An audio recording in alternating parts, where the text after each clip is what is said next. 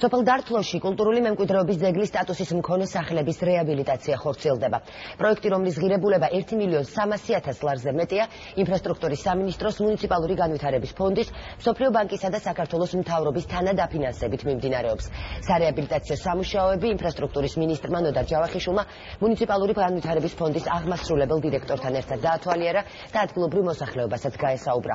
პროექტის მთავარი მიზანი საუკუნოვანი სახლებისთვის პირვანდელი იერსახის შენარჩუნებაა. დართლო კავკასიის რეგიონში ეკოლოგიურად ერთ-ერთი ყველაზე სუფთა ადგილია.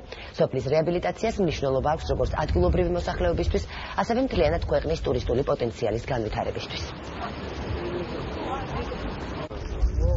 ამის აღდგენა თავისთავად ძალიან დიდი ეროვნული საქმეა.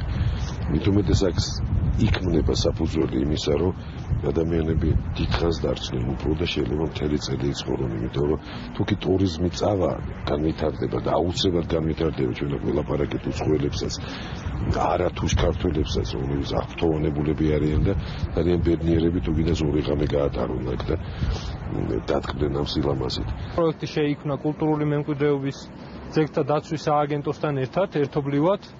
ეხლა მიმდინარეობს ზედამხედველობა როგორც ჩვენი მხრიდან, ასევე კულტურული მემკვიდრეობის დაცვის სააგენტოს მხრიდან.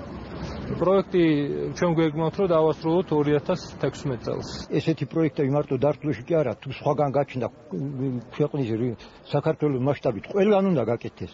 ეხლა თქვენ წარმოიდგინეთ, ეს რო გაკეთება, აღდგება აქ. აი მე მაგალითად გაკეთდა ჩემი სახლი. გავხსენი სასტუმრო წელს.